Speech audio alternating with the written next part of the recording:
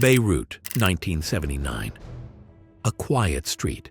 A woman on a balcony watching a black Chevrolet roll by. Seconds later, an explosion rips through the silence of the night.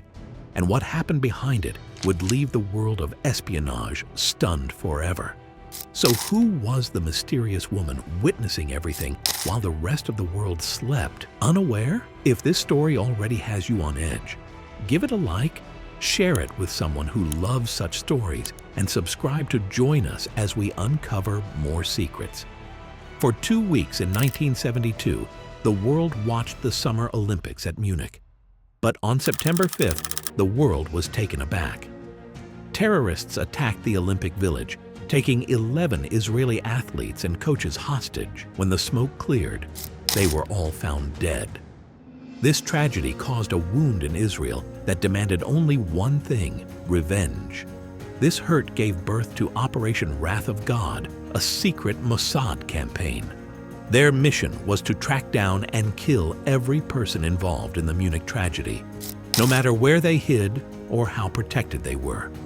The list was long and the targets were scattered across Europe and the Middle East. But one name stood above the rest: the mastermind behind the horror, who controlled and caused the chaos. Ali Hassan Salameh, known to the world as the Red Prince. Salame wasn't just dangerous. He was clever, ruthless, and always one step ahead. He led Black September's operations, the group responsible for Munich, and even created Force 17, an elite team that carried out attacks across the globe. He had style, charm, and brains. He traveled the world, moving through high society and making connections in places no one would expect. Some say that he even acted as a link between the PLO and the CIA. So, for Mossad, he was a nightmare, untouchable, and nearly impossible to catch. The hunt for the Red Prince was a long, brutal game.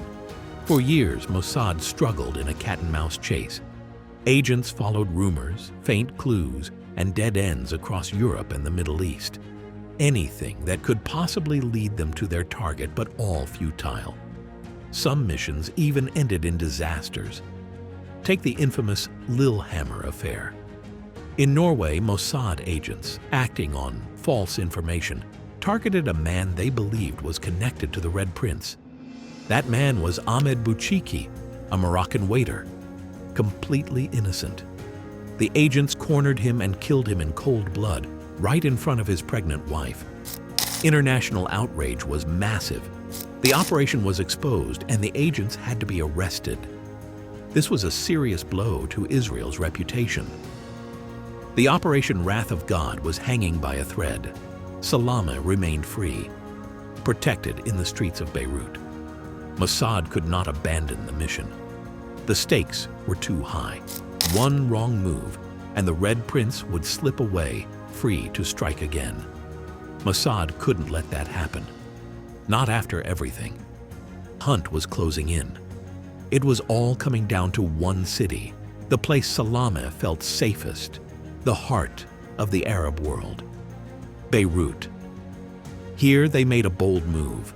They didn't send in a team of soldiers or any armed squad of agents to reach Salame.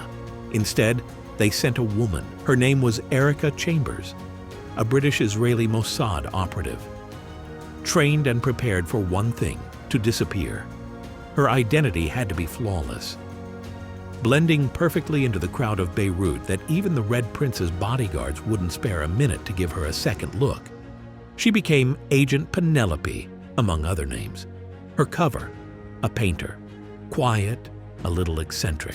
The kind of person you'd pass on the street and never notice. The perfect ghost. Erika moved into an apartment on Beirut's busy Rue Verdun. At a glance, her life was ordinary. She bought canvases and paints. She rescued stray cats.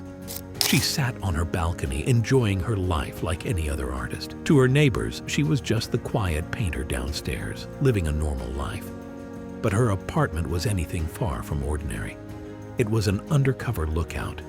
From her balcony, she had a perfect view of the streets the Red Prince took every day from his home to the places he went regularly.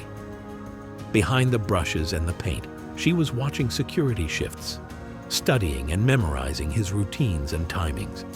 She built a complete map of Salame's life. Every routine, every pattern, every predictable movement, she knew it all. She created the perfect kill box, waiting for the exact moment to strike. Salame was confident, maybe too confident. He had fallen into a routine. Every day around midday, he left home in a convoy of 2 big Chevrolet station wagons, following the same streets through Beirut. Mossad saw their chance: a car bomb. The plan was simple, yet spot on. A Volkswagen packed with 100 kilos of explosives waiting en Rue Verdun. But timing was everything, because wrong second and this would be another fail. And Erika, she was the key, the one everything depended on. In her hand, she held the detonator. She waited, eyes locked on the convoy as it moved below her balcony. All she had to do was to send a signal the exact moment the Red Prince's convoy passed her eye-8. 7 years of planning, tracking every lead, studying every movement. It all came down to this one moment, and to her. January 22nd, 1979.